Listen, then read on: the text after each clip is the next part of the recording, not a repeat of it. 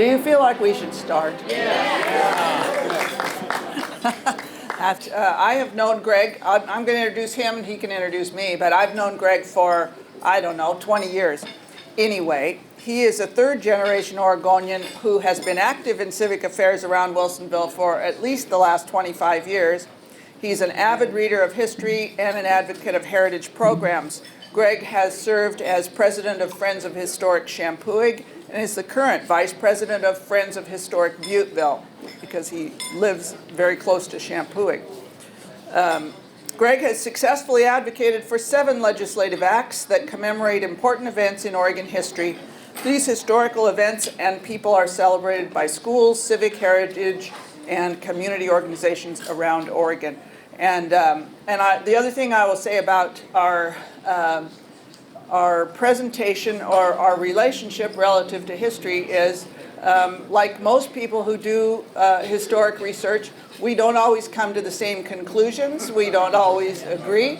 But history is nothing if not dynamic, and you're always looking at new perspectives. So we enjoy the debate.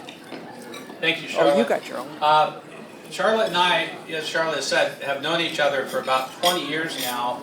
And in the course of things, in every spare moment, we have an opportunity to talk with each other about history. It's a topic that we both care deeply about and read about and discuss. It's hard to introduce one of the most famous people in Wilsonville. But Charlotte is truly well known by you all, I'm sure. A 7th-generation Oregonian, Charlotte currently is serving on the Wilsonville City Council. She's the former Clackamas County Commissioner and Commission Chair, and the former Wilsonville Mayor. For the past 15 years, her passion has been local history and historic cemetery restoration. She is currently the president of the Pleasant View Cemetery Association and serves on the Oregon Historic Cemetery Commission, and also, I believe, has just left the Beaver Board Commission, the commission that captures Oregon history and roadside signs. It says it in the next. It says her it in the interest next in line. Oregon history and heritage has led to her service on the Oregon Heritage Tree Commission, the Oregon Historic Marker Committee, which is the Beaver Boards, the Wilsonville Boone Ferry Historical Society, and the Willamette Falls and Landings Coalition, which she just renamed, really, through her efforts, to the Willamette Falls and Landings National Heritage Area movement. So please welcome warmly Charlotte Lehan. Yep. But they didn't clap for you. And I should mention Greg is also serves on the Willamette Falls and Landings Coalition. So that's working on getting a national heritage area. Okay, let's get underway. In a more serious way, we're going to talk about myths and milestones in Wilsonville history. And just as a preface, I would say that we'll cover at least 8 or 10 of the milestones for Wilsonville, and any one of them could be an hour presentation. So this will definitely be a 30,000-foot level look at these things. It's kind of an overarching view. So I always like to start with these guys because that could very well be the terrain at Wilsonville somewhere around 10,000, 15,000 years ago. That's a woolly mammoth, and we also had a lot of mastodons. Now I don't understand why we can't seem to find one here, because they have found them in Tualatin and Sherwood and Westland, Willamette. What, did they not come around here? I'm sure they were here. So when I speak to grade school groups, I always tell them, now you look out for these guys anytime you're digging around in the dirt and see if you find one of these big tusks. Because we should have our own and not have to go see the one at Tualatin. And I will say that south of the river, my agricultural friends dig them up all the time, find them in creek beds. We find all sorts of dinosaur bones over there. So we must have them. Okay, before we get started in any serious way, want to kind of talk a little bit about the framework of this, and one is about folklore, which is really where most history begins, as people discuss what happened. Folklore then, wait a second. Folklore then, if you write it down, start writing it down and trying to be factual, it becomes history. Otherwise, it can often become myth. So all three of these are important to historic research. They all contain elements of truth, but not one of them is of course infallible, including history. And when you're researching history or trying to put a history together, you have, or just reading about events, you have to ask yourself, who is telling the story?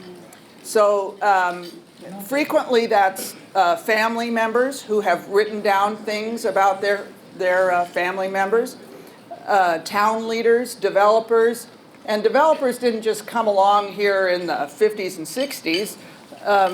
The Boone family were developers. They were town boosters, trying to get business for their ferry, and everyone else doing business was trying to promote the town, such as it was. Historians and authors often will always have their own perspective, and sometimes have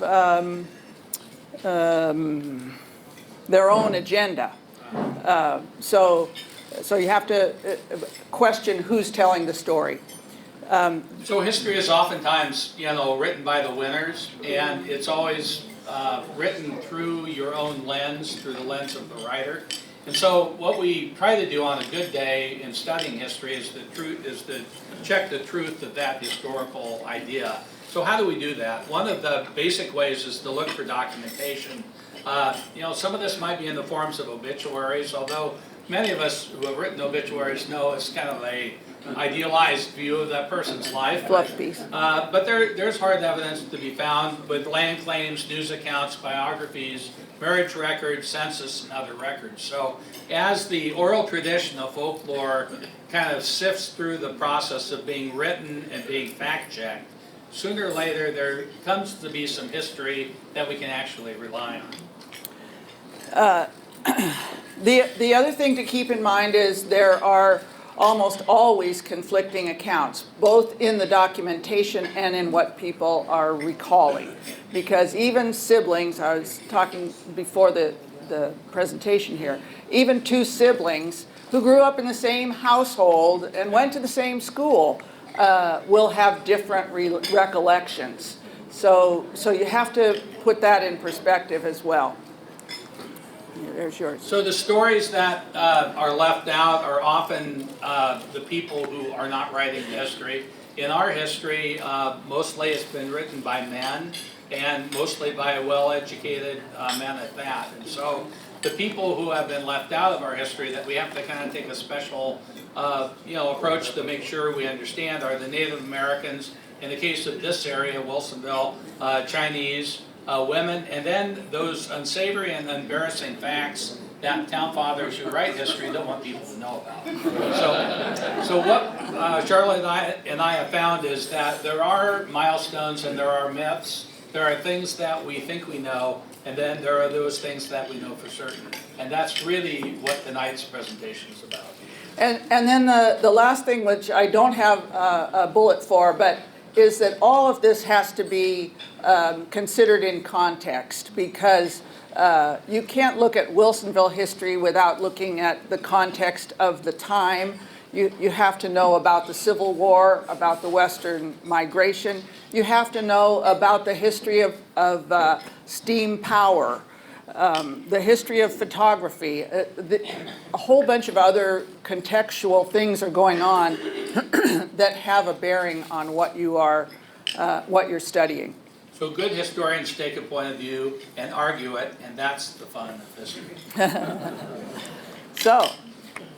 So let's get started with probably the first thing. I don't have the number one on here, but I used to say geography is destiny, but really, in the case of Wilsonville, it is almost more that geology is destiny.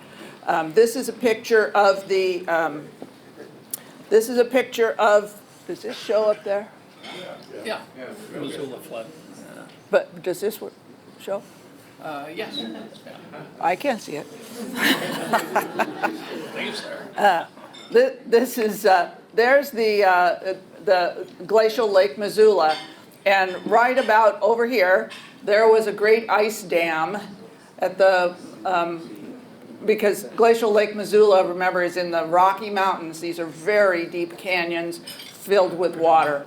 And that ice dam broke maybe 70, 80 times over the course of thousands of years, and sent this enormous amount of water rushing through through eastern Washington, picked up all the good soil Washington had, and deposited it down here in the down here in the Willamette Valley.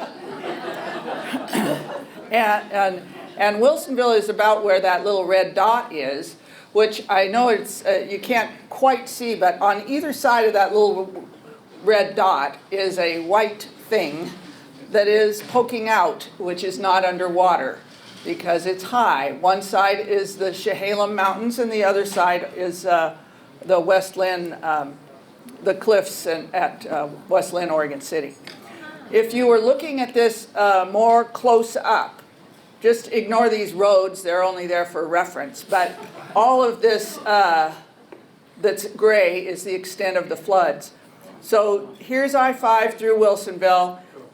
The Willamette River is meandering up the valley from Eugene, and it runs headlong into the Chehalem Mountains and has to take a sharp right and heads over here to Oregon City, where it runs into the basalt cliffs of Oregon City, which are left over from the eruption of Mount Hood. And then it gets through those narrows there where the falls are and heads north again. But this east-west lie of the Willamette is right in the middle, is where the only low bank crossing is for the Willamette that is a reasonable way to get into the Tualatin Valley or into Portland without having to go over the falls. So this is the gateway not only to the Willamette Valley but also to the metro area.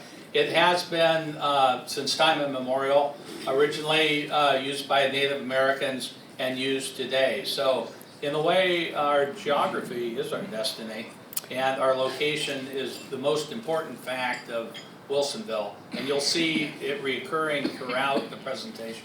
And this is a case where you have to ask the question, because a lot of the stories about the Boones give all the credit to the Boones, be it Alfonso or Jesse, for locating this crossing at Boone's Ferry, and then everything else followed him.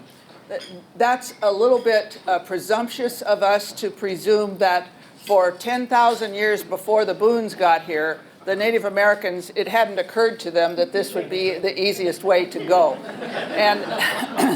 And in fact, there were many Indian trails coming through and crossing at that point.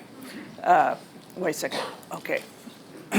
So the rivers of the Oregon country were really the major highways, and people and commerce traveled along the Columbia River, the Snake River, and of course the Willamette River.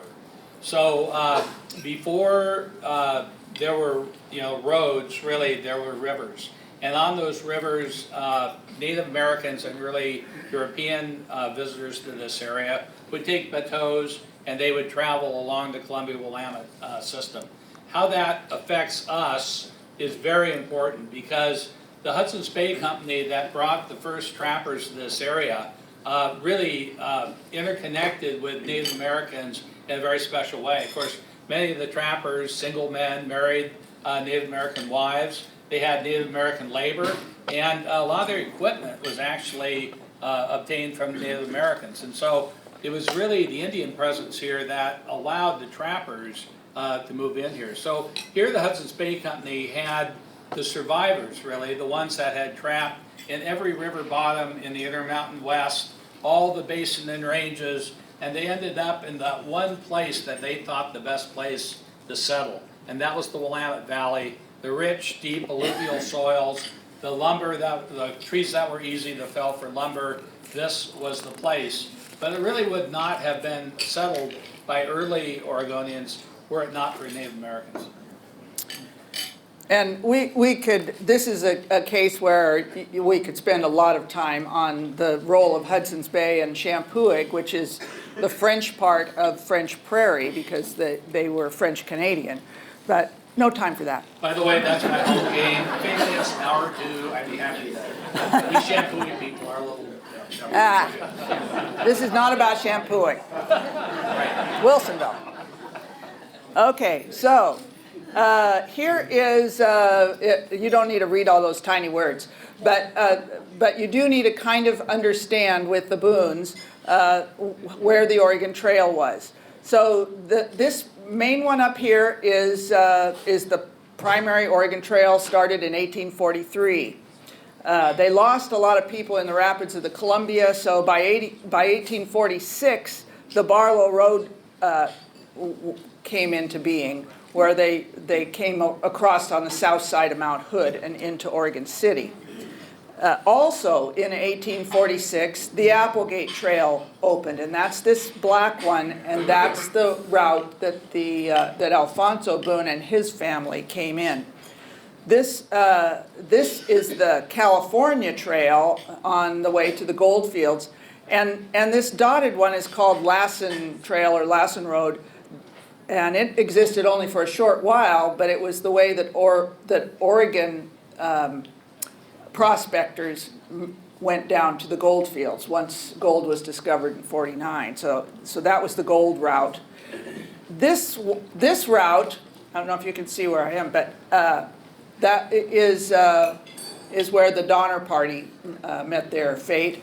And the 1846, this is one of the things about history.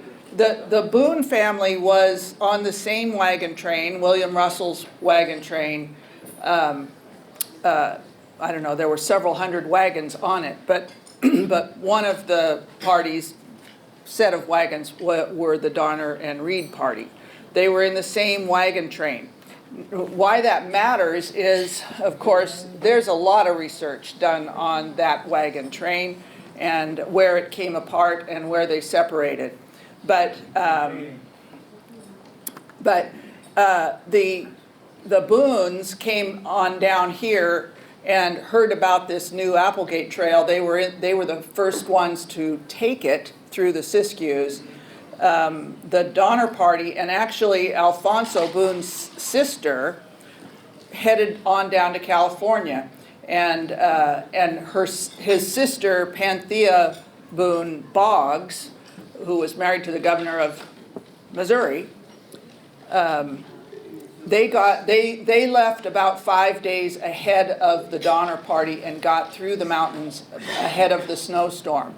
So they barely eked out, and then the Donner Party was caught back there. Meantime, the Boones are wandering to the north on this Applegate Trail through the Siskiyous, and they also, of course, get caught in the weather, but it's not as much snow, it's more rain, but they have a difficult time. Before we leave that slide, you can see there's a gap between the black Applegate Trail and the red, Oregon Trail, if you will. Can anybody tell us what that gap is? It's the Willamette River. Why you don't need a trail? You don't need a trail because you have a river and your commerce is on the river. So I will give Greg more chance to talk a little bit later. But, this is Charlotte's home game. So let's talk about the Boones. The two people we are most interested in are Alfonso Boone and Jesse Boone, his son. You go back and forth with who deserves the most credit here in terms of the founding of the ferry and Boone's Ferry Road. And usually Alfonso gets a lot of the credit, He is a grandson of Daniel Boone, but I have come to believe that the one who deserves most all of the credit in terms of Wilsonville is Jesse. And I can kind of show you what was going on and why we arrived at that. Here's the Boone family in 1846 when they're getting ready to leave or heading to down the Oregon Trail. Yeah, so there's Alfonso Boone. He's 50 years old, a widower. His wife had died in Missouri.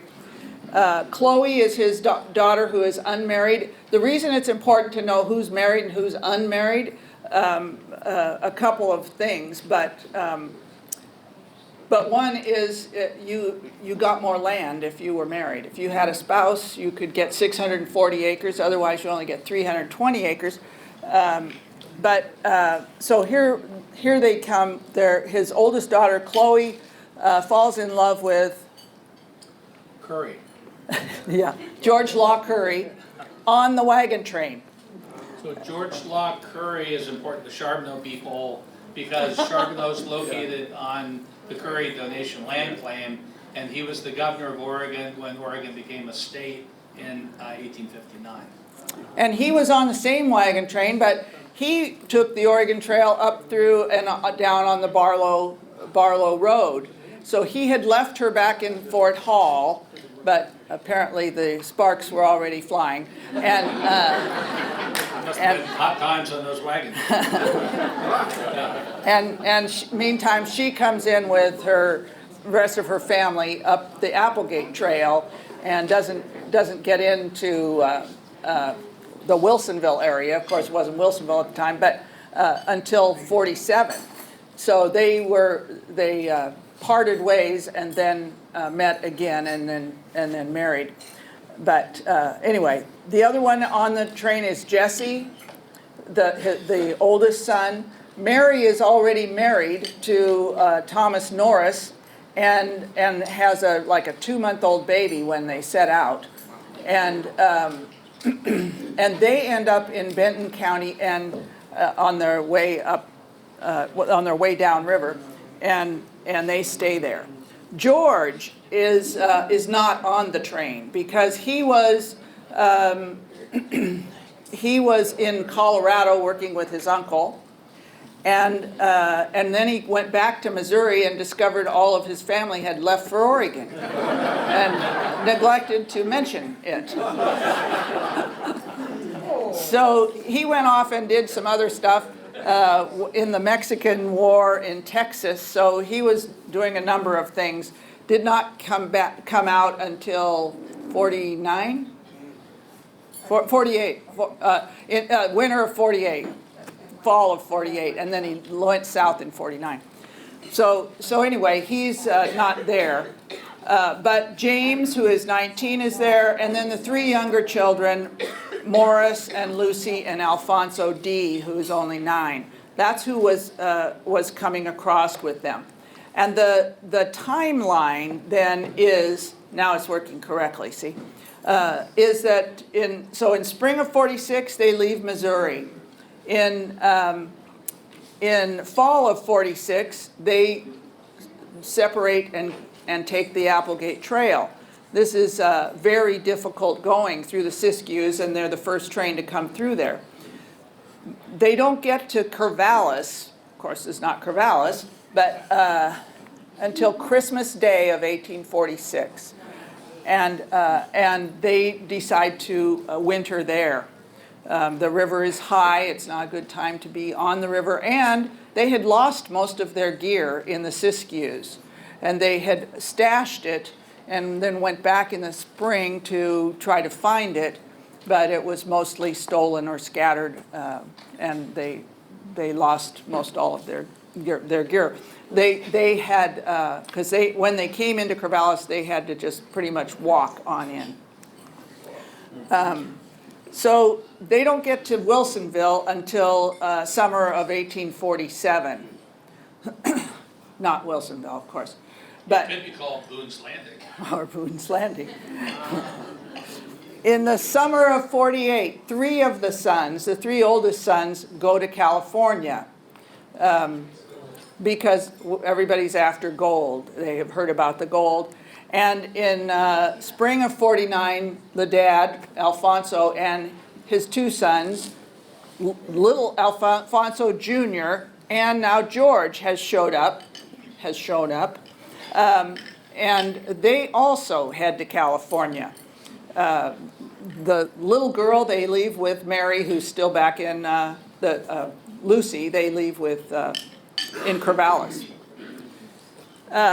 Winter of 50, Alfonso dies in California at the Feather River, and he is buried down there, has a very nice marker, which the Boone family provided him. They said of miner's disease. Yeah. But it was rough in the gold mines, in the gold camps. In the fall of 1850, the sons returned to Oregon, and or at least most of them did. They head back to Oregon. Not all of them come immediately to here. And in 51, Jesse marries Elizabeth that he met in Polk County, probably going back and forth between the gold fields. But so the reason I have this here is you have to consider that that the stories say that they different stories say they started the ferry in 1846. Some of them say they started most of them say that they started the ferry in 1847, which of course is the earliest that they could have started a ferry because they weren't here until 1847. And even though they were in Oregon in 1846. And then only barely a year later, they are headed to California. And who is running that ferry? If they started a ferry, and all the accounts, almost all the accounts say the ferry was run by Indians. Native Americans.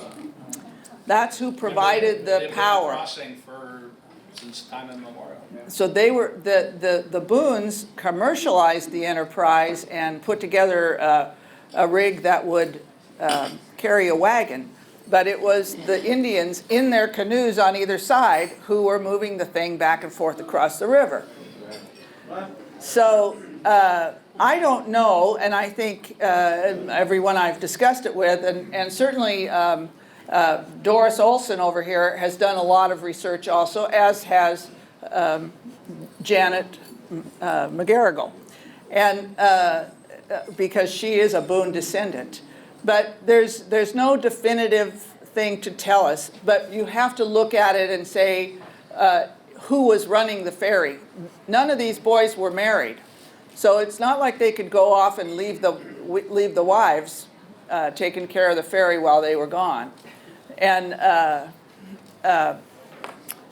so it's much more likely that they at least didn't get a significant operation of a ferry going until they get back in the fall of 50. And by then, of course, Alfonso is dead. So he's not much help. And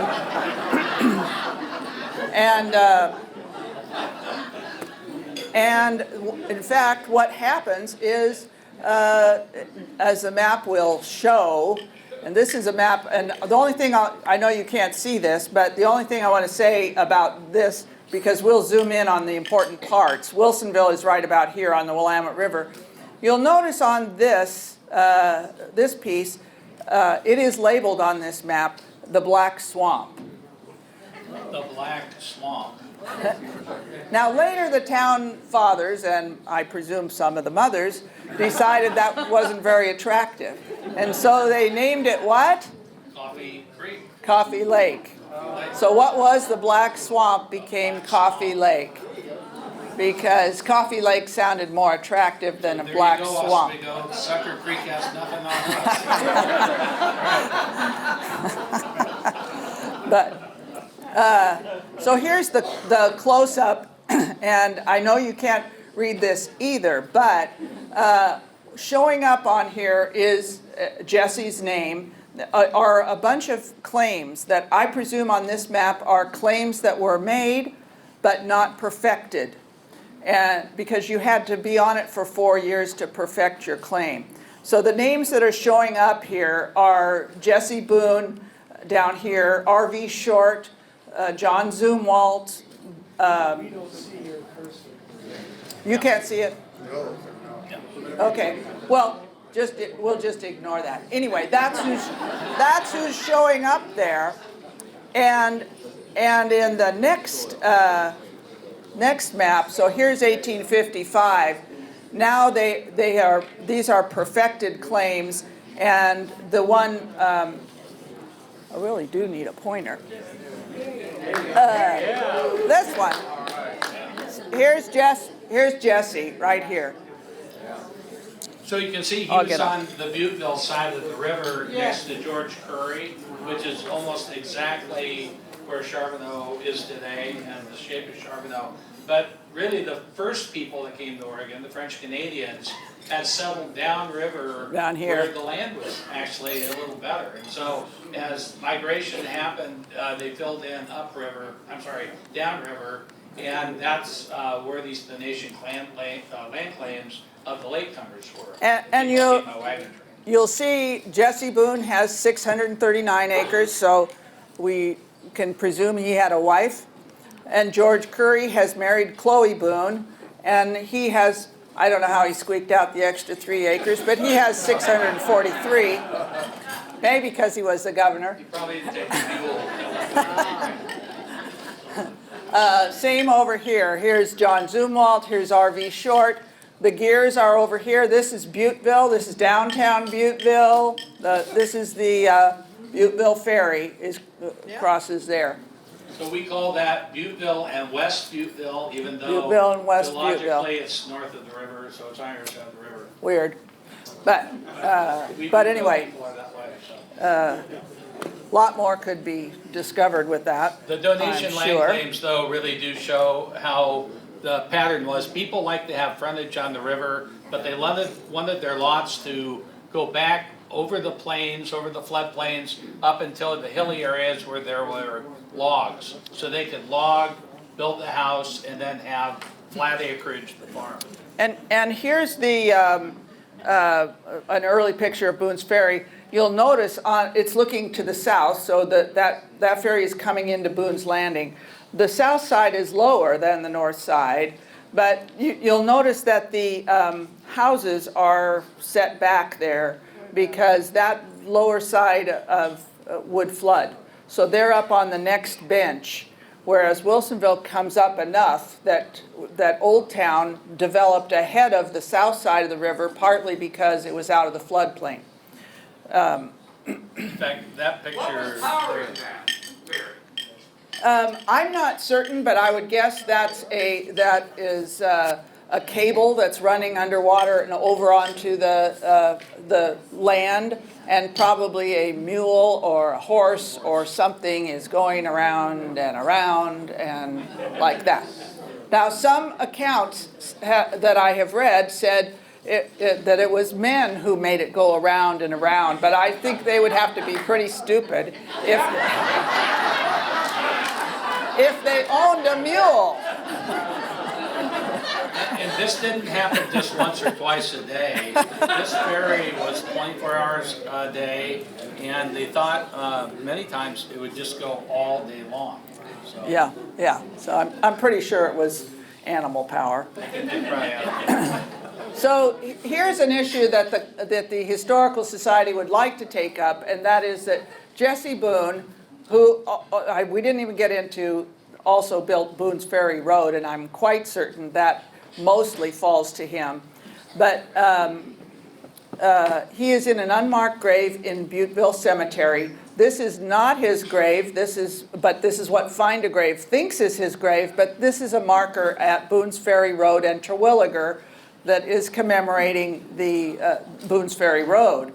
He, in fact, is over here in Butteville Cemetery, along with 3 of his children who are in unmarked graves, and I believe also his wife. So the one in the foreground, that round monument, is his son who his son George, who lived to adulthood. But his children who died in childhood are all buried there in that space next to, between those two markers in the front. So And this location has been verified, and Charlotte and I have both been to it and confirmed. yeah, and it's in the records of, at least for the most part, is in the records at the Butteville Cemetery, but he doesn't have a marker. So we have talked about the Historical Society taking this up as a mission to get him a marker, get him and his family a marker in Butteville, because So he's somebody important. get a hat and pass it, let's collect some money. This is a church. You would think that Boone Ferry Historical Society would want to have a gravestone on Jesse Boone's grave. So, now it's yours. Okay, I So, told you Greg could have Our it, now he does. story really over time is a lot about transportation, because this is the transportation corridor. Before 1919, this is an example of Oregon roads. We have these beautiful, deep, rich soils that, of course, we stole from the Palouse of eastern Washington, washed down the river, but were absolutely impassable. If anybody has been here in March, they know what Oregon's like. You can imagine what roads must have been like early. In 1919, the new initiative process put the first gas tax in the country on the ballot. To get Oregon out of the mud. That was literally the slogan of the campaign, and roads became more of a reality. But before 1920, the early 1920s, roads in many ways were not viable in Oregon. But what was viable were these superhighways along our waterways, and particularly in this part of the Willamette River, the Newburgh Pool, we had many different landings. We think in this area approximate to Wilsonville, there were as many as 30 riverboat landings along the river.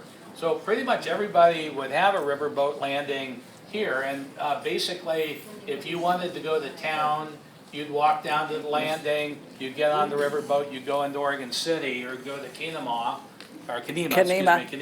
and then portage around the falls, and then get into the lower river. So the Willamette really was two rivers. It was above the falls and below the falls, but above the falls, most everything in the way of commerce or people moved on the river. And this slide just has a few of some of the names of Wilsonville area families who had sons. I'll say that because they didn't have any daughters piloting steamboats, but had sons piloting steamboats, and it also points out that the first wave of settlers here, in many cases, were river people.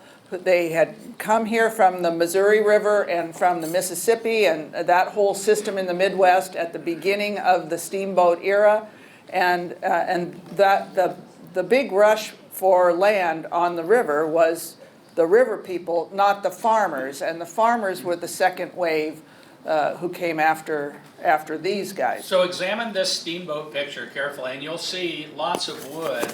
Steamboats were driven by burning boilers of wood, and having wood was a problem for many steamboats.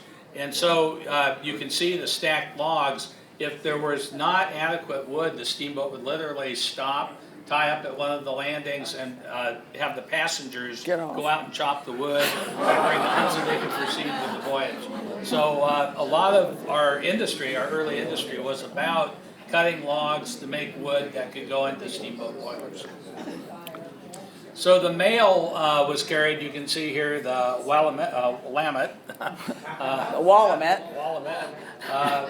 flying the river and taking the mail, but also any of the produce that was grown was generally taken down one of these rough farm roads to the landing, loaded onto a steamboat, and taken down to the falls, transported around the falls. And some of that wheat from French Prairie, which was very productive, went to China, went to Hawaii, and those people then would come back to the area. So we had a lot of people from Asia, from Hawaii, from other parts of the world that came to this part, because it was really international seaport. But it all started with this rich agriculture of the Willamette Valley. And I'll just back up and say, well, you can't really tell on that one, But that's a stern wheeler, and this is a side wheeler. Right, they're two different kinds of steamboats. Where were they made? They were made above the river at Kenema for the most part. Until 1873, when the locks opened. And so when the locks opened, that changed everything, because you could navigate then from the Newburgh Pool and the upper river. Oh, and by the way, they would take steamboats all the way to Albany, some would even say farther. And there were river towns all along the river that would grow wheat and take them to the landing. So these boats were very beautiful designs that drafted sometimes only 4 feet, and the steerage was up in the front of the boat. So you could literally pick your way through the rocks. But a lot of the navigation was problematical, of course, in the summer, where we had we're going to get to questions here in just a little bit. It was very hard to navigate. But when the locks opened, then you could go to the lower river and connect at Stumptown with the ships that were going internationally. So you can see there the locks that were opened in 1873. and that's a picture in 1932 of the locks. And you see all the log rafts there that are by then were a big part of what was coming through the up and down the Willamette. But Kenema is Kind of, you can see it here in the map, although there's mostly logs tied up. Kenema is over here, but it's all gone away. So it by now it's just a little backwater community of Oregon City. But before the locks, it was a major shipbuilding center and portage, because you had to empty everything, get it around the falls, and then load it back up again. So Kenema was an industrial hub, and when the locks opened, that just went away. They didn't build ships up there anymore. So the past is prologue. As you know, we are trying to reopen the locks, and when the locks reopen, that will have implications for Wilsonville and the Newburgh Pool, and I think a great heritage opportunity. So this has a picture of the Modoc here at Boone's Landing taking on lumber. But importantly, this is a transition slide at about 1907. If you can look way in the back of the photo, you can see the first Wilsonville trestle being made, which is the railroad bridge across the Willamette. So the Oregon Electric Rail changed everything. It changed the commerce pattern from being on steamships to being on rail. Initially, when the railroad first came to Wilsonville in about 1890, it just went to Portland, and this was the terminus of it. And of course, the produce and the goods would come to Wilsonville Station and then go north. But in 1907, with the building of the trestle, the Oregon Electric was able to extend to Salem and then down to Eugene. And so we saw all of the people and commerce in the Willamette Valley moving up and down the Oregon Electric line. The Oregon Electric operated as a passenger railroad until 1933, which is approximately the time that 99 Highway 99 was completed. And so you can see there is a dramatic transition in transportation there with the connection of the railroad to the south. And that pretty much ended the steamboat era, really shifted the railroad era into high gear. Until the fire. So you can see that in 1939 the wooden trestle is burning. So that was a disaster. And there's a historical topic for one of our great historians out here. Tell us about the fire. When did it start? How was it caused? Was it put out? But we do know that it was replaced in 1940 by the second trestle, and in a very thoughtful way made out of metal. And concrete. So the question about past and prologue is, the Willamette Valley is supposed to take 1 million new people between now and 2050. That's the population projection. We are going to have many, many, many more Oregonians trying to drive across the Boone Bridge at rush hour. So not to make any problems here, but it's going to be tough. So having rail back in our future is something that government is thinking about. there's a recently completed study to see what the best path of rail would be down the Willamette Valley. So first, you can see in the first half of the slide that's the original Oregon Electric line and the stops that they made. It looks like it was kind of the milk run, stopped at places like Fargo, But Wilsonville was a major station because it was where the river was. You can also see that the Union Pacific line is a possibility, and can, just for reference, see where I-5 is. But it could well be that sometime in our future, the right-of-way for the Oregon Electric line could again be used for rail movement of people and goods up and down the Willamette Valley. And then it all changed again.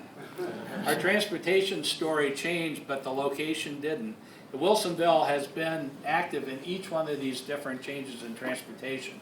So in 1954, with the completion of the Boone Bridge, the ending of Boone's Ferry, I-5 is put in place, and of course I-5 was part of the post-World War II highway development that, after the Second World War, America came home. They had seen the military use, really. It was originally called the National Defense Highway Act, of being able to move troops quickly in Europe during the war. Eisenhower brought that back. As a young lieutenant, Eisenhower had tried to take a convoy across the United States in the 1920s and ran out of road and land just outside Lander, Wyoming. So, a country as big as ours had a railroad, but didn't necessarily have transcontinental roads. So the idea of these roads then came to Oregon in 1954 when the Boone Bridge was built.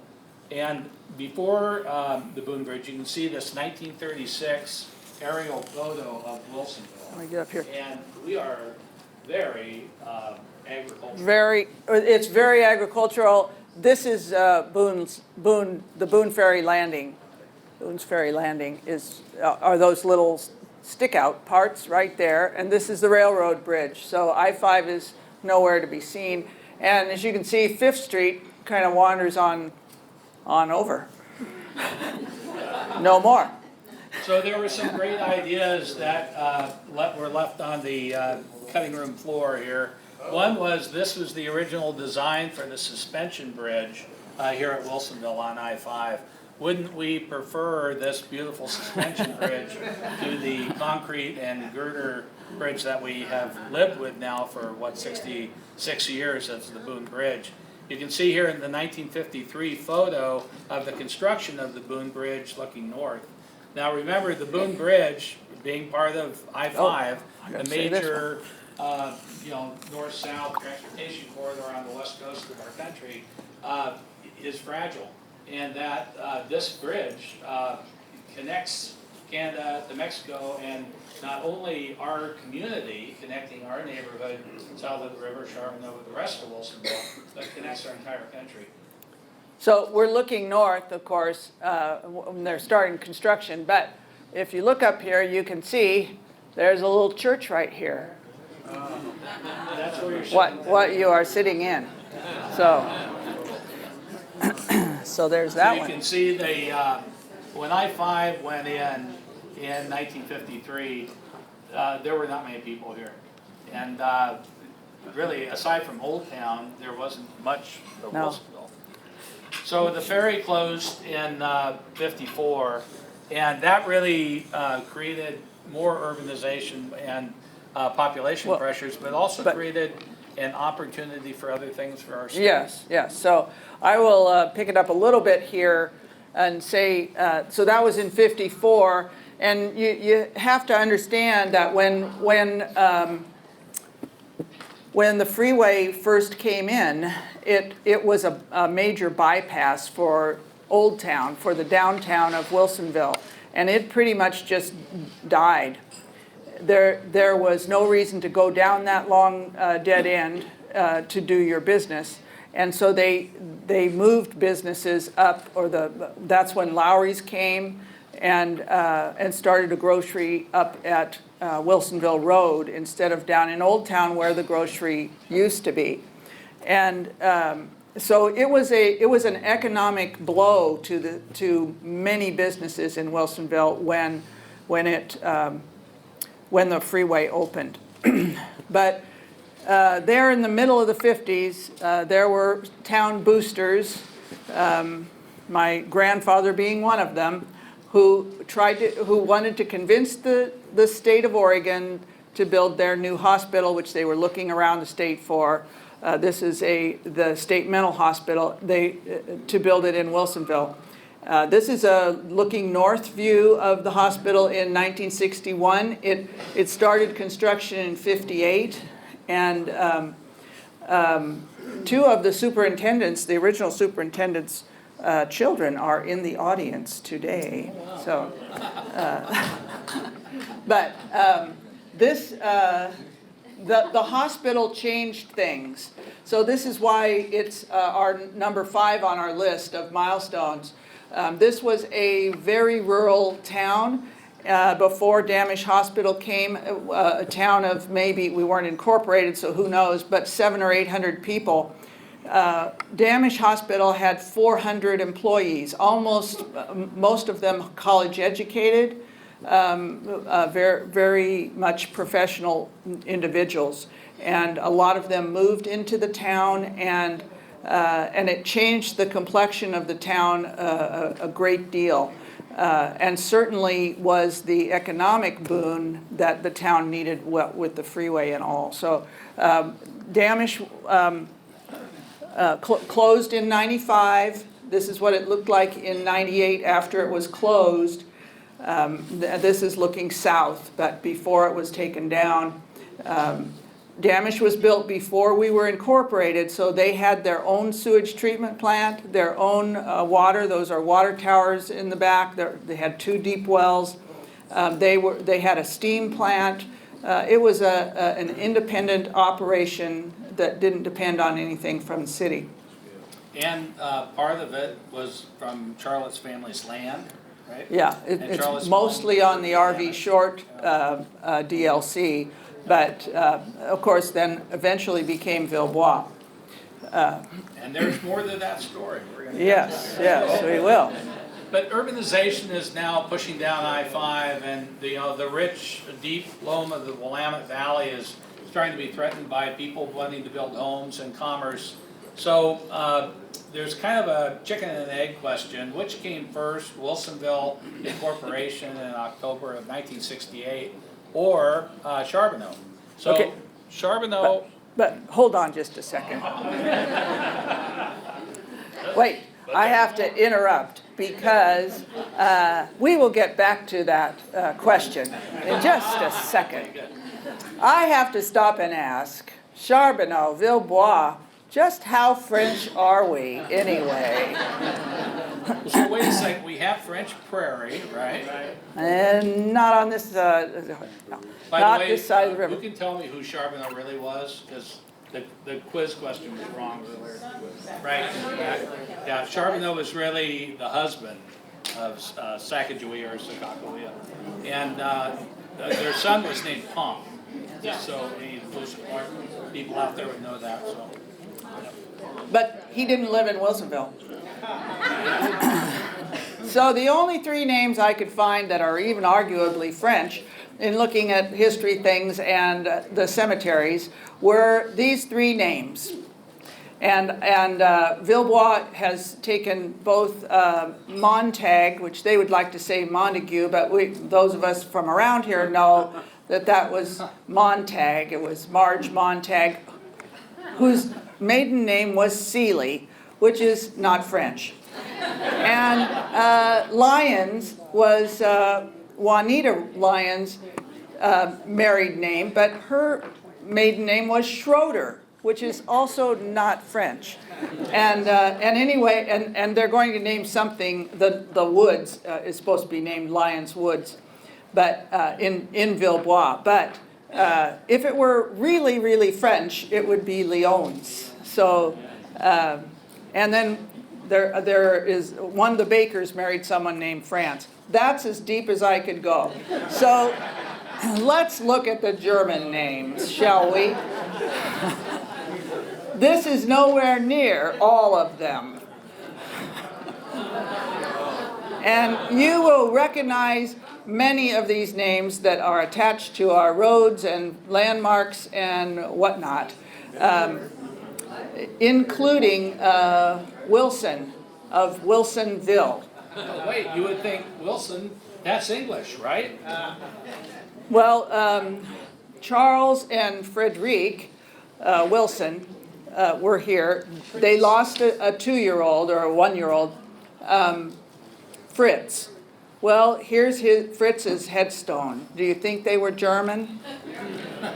You'll notice that it is in German. Many of our headstones in our cemetery, as well as at Meridian, certainly at Meridian Cemetery, are in German. They are written in German, and I've been getting some help from a couple people to interpret these or translate these headstones. Of course, Geboren and Gestorben are born and died. So you see Gest and Geb on a lot of tombstones, like you do on Fritz and this one, Gest being died. So here's one of the Beckman stones, and it goes so far as to say German immigrant family. The interesting thing, you notice the first generation Beckman is Ernst. And I'll get to him in just a second. But here's another one, the Jaegers, more German headstones. But then I ran into these headstones that say born in Hanover. The Pappenbergs, the Ellicksons, born in Hanover. And in my cemetery, also, Henry Shute, one of my most beautiful headstones, is Geboren in Hanover, Deutschland. So, Deutschland. And you see how they're spelling May and March and etc. And I would also point out, it's a beautiful headstone, and at the bottom where that crack is, where it was broken once by vandals, the carver has signed it. And notice the carver is Otto Schumann of Portland, another German. No doubt also from Hanover. So I was talking with one of the Beckmans the other day, and he did some research and discovered that Ernst Beckman, also, oddly enough, from Hanover. So this is a mystery we need to get to the bottom of. Did all these Germans come from Hanover at one time? Were they related? Why? That's the only city I have, but it's in both cemeteries, so there it is. Now, here's my pitch for you.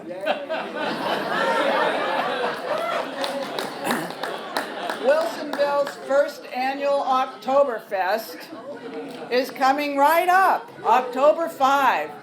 And I think it's indicative of our cross-cultural nature in Wilsonville that. We are having Oktoberfest at the Piazza at Villebois.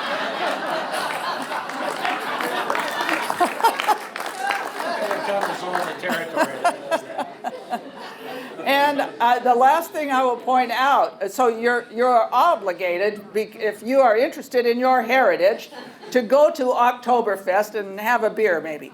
So, but it is being presented by the Meridian United Church of Christ, also known as the Frog Pond Church, but also known as the German Church. And that's an old Clackamas County map that clearly says, not the Frog Pond Church, but the German Church on the corner of Beckman Road and Wilsonville. So Charbonneau and Villebois might market well, but really your roots are German. we're pretty darn German.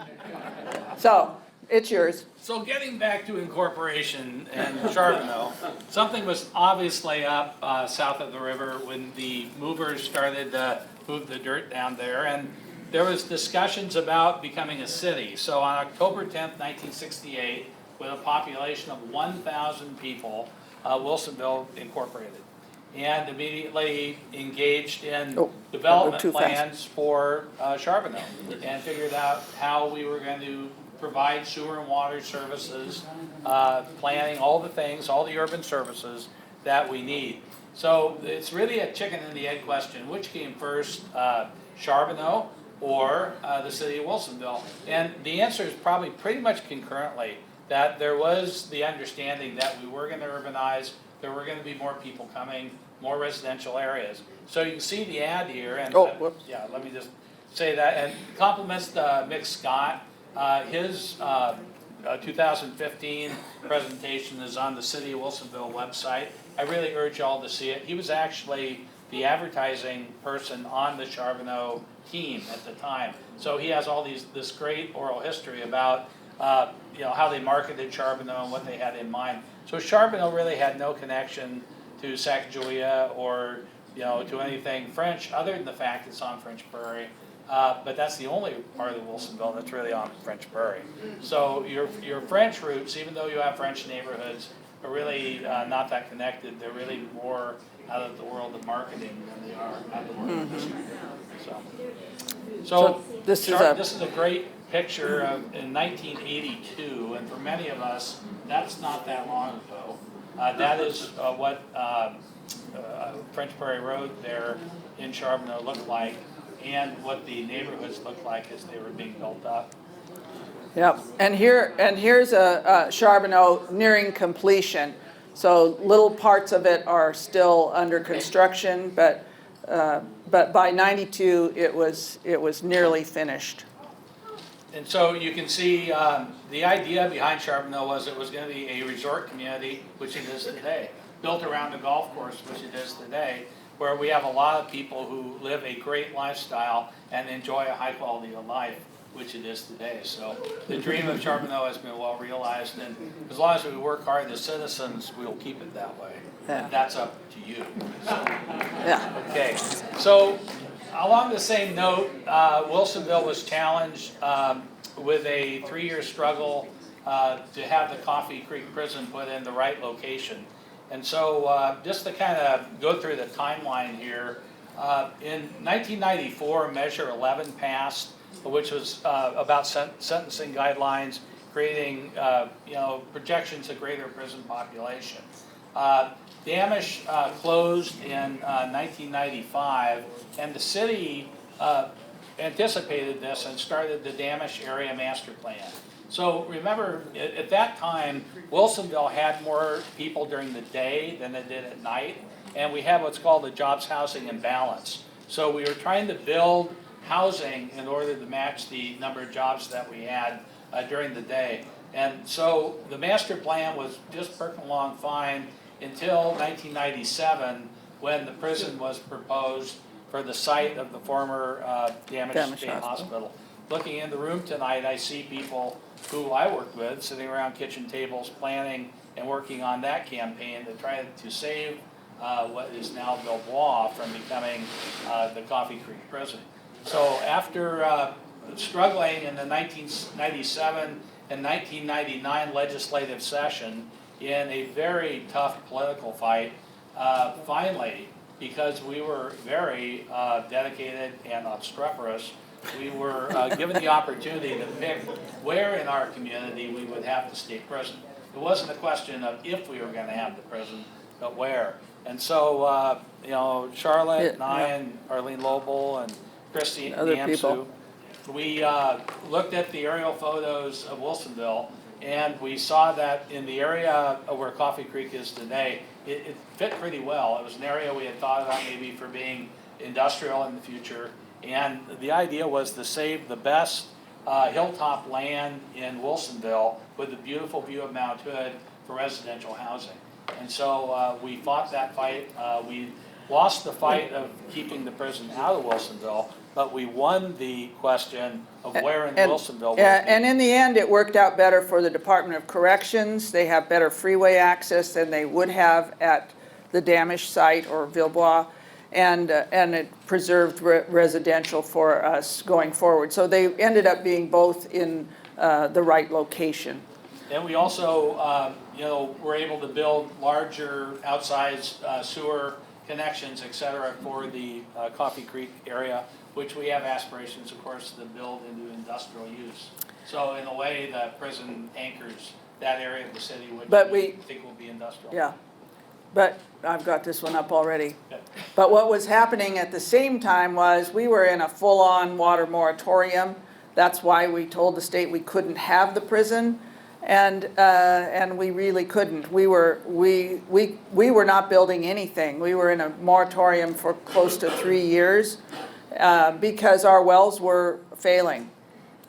Here's a few of the things from that period of time. We were pulling the water out of wells. We were drawing down wells 6, 7, 8 miles beyond the city of Wilsonville. The city had 8 wells that were pumping pretty much full time, and the senior water right users were starting to get nervous and possibly ready to sue us over the lowering of the The aquifer. state of Oregon would not let us drill another well. We were out of water to be able to maintain fire flows. So here came this, the campaign, the question of where we would have water for the future if it wasn't our wells. And it was, of course, eventually we chose the Willamette, but it was a very contentious time, as many of you might remember. It went to the voters to decide, very rigorous campaign, and eventually we passed it by. It was a vote at the end of 53% yes, 46.6% no. The water question was settled by 230 votes. So if anybody ever tells you your vote doesn't matter, it does. So out of something like 1,400 casts, the spread was 230 votes. And did we mention the water moratorium? Yeah, So I did. at the time, you know, we could not build here because we had no water. So, this is a picture of our water treatment plant, without which I really don't know what we would be doing.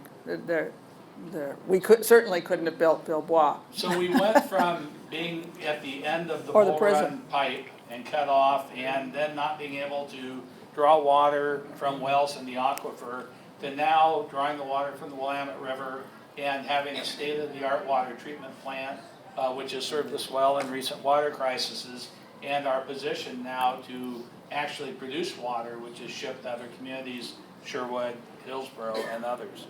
So one of the big milestones in Wilsonville's history that may be too close for us to see in complete perspective today Is the that building water. of this water plant.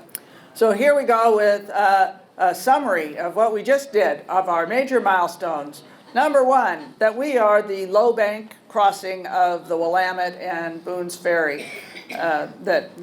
And I would just add, this is a great opportunity to rename our town to Boone's Landing. You're all gonna have to change your stationery. Okay.